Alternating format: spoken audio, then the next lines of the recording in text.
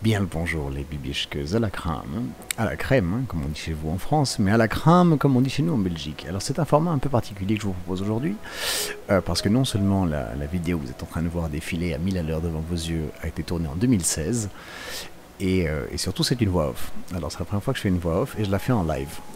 Ce qui est incroyable, c'est que je suis en train de redécouvrir ces images en même temps que vous, parce que la version originale de cette vidéo dure 2h40 et que je n'ai jamais eu les nerfs de me taper 2h40 de vidéo. Si vous voulez voir la vidéo de 2h40 avec le son original de ce que je raconte comme connerie avec Edouard que vous retrouvez donc qui était avec moi dans le trip Gucci et au Gumball, n'hésitez pas à le dire dans les commentaires, mais soyez sérieux, c'est 2h40 et vous allez regarder 2h40 de vidéo. Ce que je vous raconte un petit peu ici, c'est quel est quoi hein. Cette vidéo, en fait, en 2016, je suis parti avec Edouard pendant environ un gros mois à Los Angeles pour tester est-ce que j'ai vraiment envie de vivre aux États-Unis. Parce que la question qu'on me pose très souvent, c'est pourquoi est-ce que je suis parti, étant donné que je suis né en Belgique, j'ai passé les 3/4 de mon temps en Belgique et quasiment 100% de mon temps en Europe, presque. On me demande souvent pourquoi je suis parti aux US. La réponse est extrêmement simple. Je suis né à la fin des années 80, c'est-à-dire que j'ai grandi dans les années 90-90 donc, durant lesquelles tout était mieux en Amérique. Hein. C'était comment on va dire, c'est l'apogée du rêve américain. Les films étaient mieux, la technologie était mieux, les voitures étaient mieux, tout était mieux. Donc évidemment, moi j'ai toujours eu cette idée en tête de me tirer aux US. Et bien écoute, suite à ça, il y a eu un moment où je me suis dit, j'avais déjà beaucoup voyagé en Amérique, mon père nous a emmené très souvent faire 2-3 voyages, dont toute la côte ouest de dont toute la Californie. On avait fait aussi plein de fois, on allait voir Mickey à Orlando, en Floride. Et au-delà de ça, et bien donc en 2016, avec ce copain, à l'occasion d'un concert que vous allez... pas voir pas voir parce que c'est que des trucs en voiture, mais il y a eu ce concert, la version de Coachella pour les vieux, ils ont appelé ça Desert Trip, et si je dis pas de bêtises, il y avait les Rolling Stones, il y avait ce qu'il reste des Who, il y avait Bob Dylan, il y avait Neil Young, il y avait Paul McCartney, et il y avait je sais plus qui des Pink Floyd qui nous avait aussi fait un truc. Et ça c'est la musique que moi j'aime énormément. Donc je voulais absolument les voir en live parce que c'est des artistes qui viennent de plus en plus compliqués à voir. Et Edouard, toujours grand aventurier dans l'âme, évidemment, moi aussi, moi je viens avec toi, mais on n'y va pas juste pour un week-end, on se fait un vrai grand trip. Je dis, ok, parfait, donc on a planifié, on a calculé, on a regardé... Ok, est-ce qu'il y a moyen? On a trouvé via Airbnb. Alors déjà rien que le Airbnb, c'était déjà très jovial parce que j'ai réussi via la... Alors je t'explique parce que ça commence déjà bien. Pour éviter de payer les 30% de commission Airbnb, j'ai réussi à traquer la proprio sur Facebook dans le sens où sa photo de profil sur Airbnb était la même que sa photo de profil sur Facebook. Donc j'ai fait une recherche image avec dans les mots-clés son prénom et j'ai réussi à la trouver en disant ah bonjour, voilà écoutez j'ai vu sur Airbnb c'est votre appartement, est-ce que vous louez, est-ce qu'on pourrait passer en direct comme ça moi j'évite tous les frais Airbnb et ça me coûte moins cher, je peux le louer plus longtemps pour le même prix quoi. Donc on est resté, si je dis pas de bêtises, un mois à Los Angeles et on a décidé de partir là-bas comme si on y vivait. Donc on n'est pas parti avec un vrai plan, avec oh il faut qu'on aille voir ça, il faut qu'on fasse ci, il faut qu'on a... Non, on est vraiment arrivé comme des touristes avec la seule activité prévue qui était donc le concert Desert Trip. Et évidemment, donc voilà, donc on a loué un appartement, on a loué une voiture, Corvette C7 décapotable comme vous voyez ici, qui est la Stingray, donc c'est vraiment le modèle de base, c'est la caisse étroite et le petit moteur qui faisait déjà 400 et des bourrins à l'époque. Et on divisait tous les frais en deux. Et on est resté donc un mois en Californie parce que j'ai toujours été beaucoup plus... Oui John, joue bien avec ta GoPro, c'est très très beau ce que tu as filmé. Vous voyez donc en haut à gauche ce que je filme, c'est plus joli en vrai. Hein. Idiot. D'ailleurs je peux même essayer de vous dire, je pense exactement où ce petit trajet était. Ce trajet c'était... j'ai pris la One. La One, c'est cette fameuse route que vous voyez là qui longe toute la côte, tout l'océan. C'est une route qui longe l'océan. Et je l'ai prise donc de Marina del Rey jusque Laguna Beach. Voilà, pour ceux qui se demandent. Et donc on était parti là dans le sens pour voir si comment est-ce qu'on vivrait, est-ce que la Californie ça nous plaisait et est-ce que vivre à Los Angeles ça nous plairait surtout, parce qu'Edouard a toujours été plus Miami et moi j'étais plus Los Angeles.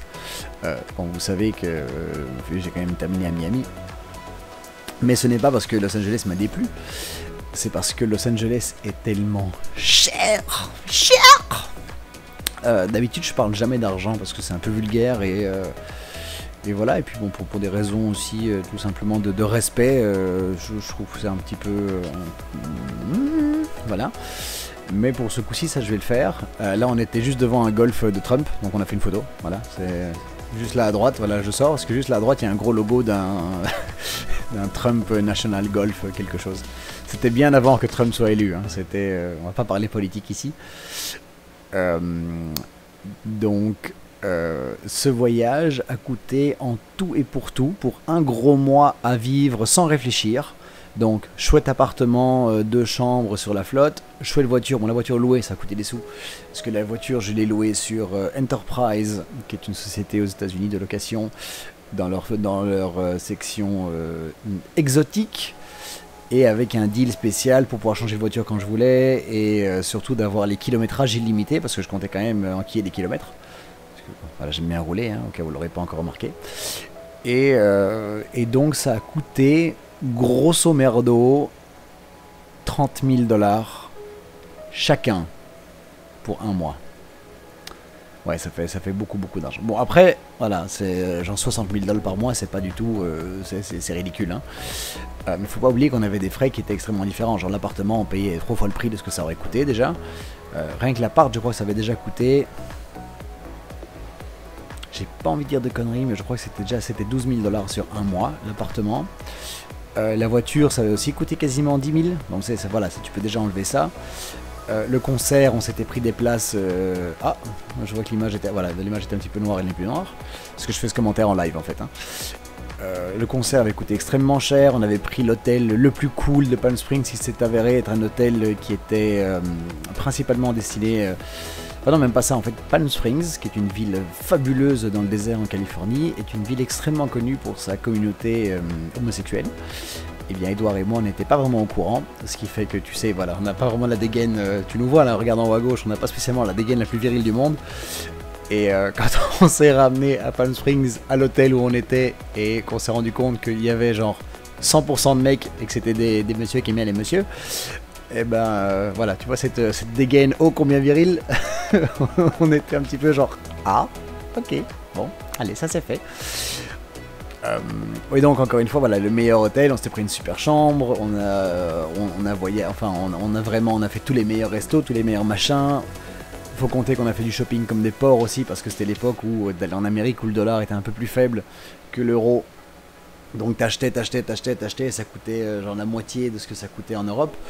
Mais si on est très honnête, si maintenant je vire tous les frais extra, débiles, je pense que ça nous a coûté facilement entre 20, allez on va dire quoi, 15 000 $ chacun sur un mois. Et c'est trop d'argent. Voilà, tout simplement, Los Angeles, si tu veux vraiment kiffer à Los Angeles, genre comme un port, ça coûte une fortune.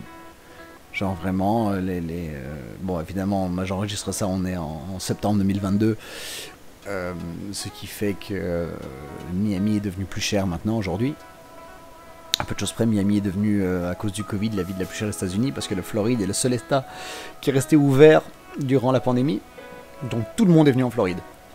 Tous les blindés de Californie, de New York, de partout, ils sont venus kiffer à Miami parce que voilà, Miami, les restaurants étaient ouverts, les boîtes étaient ouvertes, les plages étaient ouvertes, et donc ça a fait exploser les prix.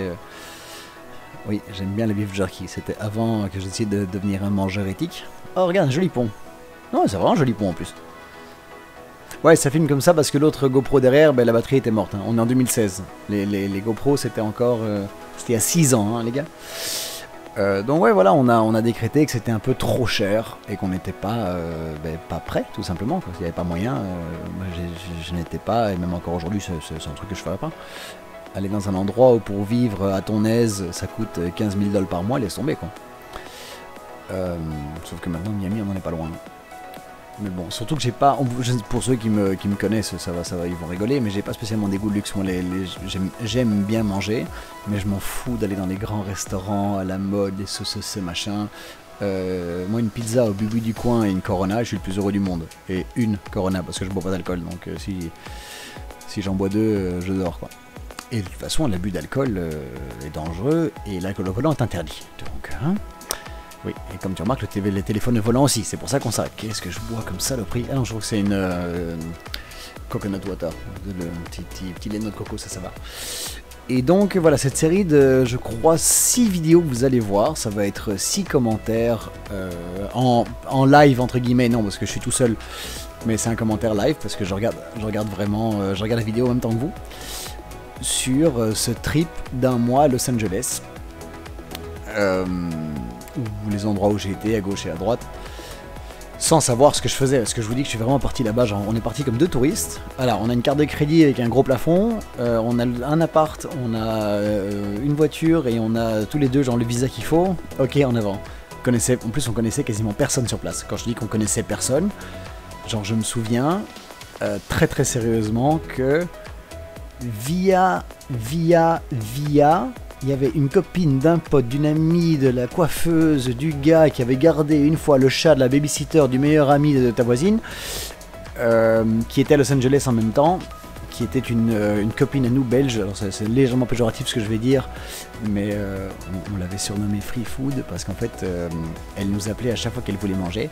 Et donc tu sais, on était deux, on allait manger à trois, on déjeunait évidemment, Edouard et moi on prenait l'addition et les trucs. Et tu sais, la première fois, c'est normal, c'est une fille, tu l'invites. La deuxième fois, t'es là genre, ouais, ok. La troisième fois, t'es à chaque fois, je connais ce nouveau restaurant, faut trop qu'on y aille et tout. Ouais. Bon, hein, ça suffit.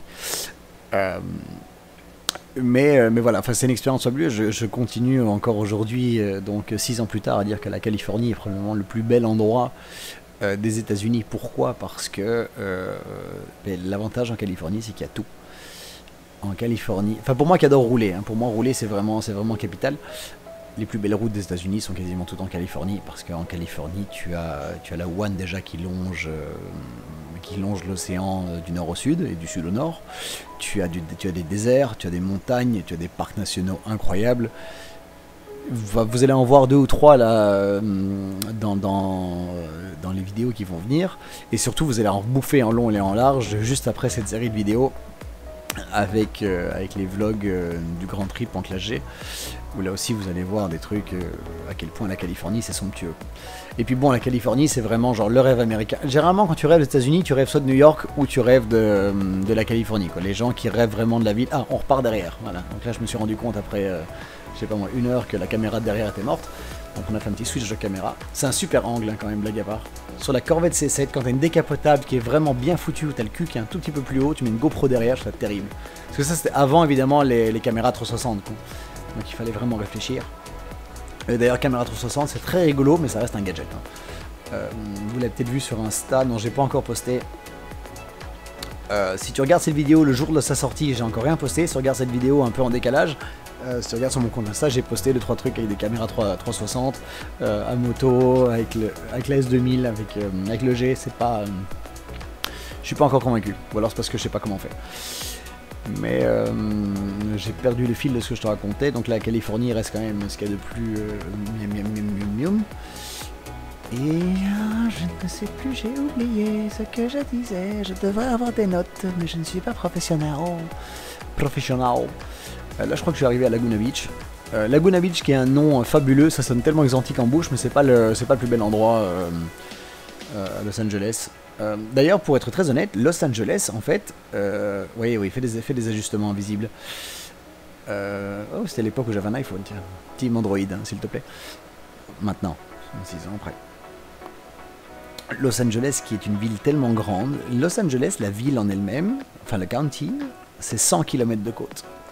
En fait ça va genre de Malibu jusque je crois Laguna Beach ou un truc comme ça jusqu'à l'aéroport, un peu après.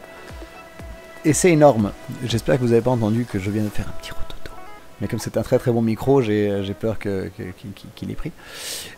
Et en fait les quartiers qui sont vraiment chouettes, Ok, on va dire quoi? On va dire Bel Air, Beverly Hills, West Hollywood, ça c'est super cool. Ensuite, tu as un petit quartier juste à côté de Santa Monica. Venice Beach est sympa pour les touristes, mais c'est dangereux.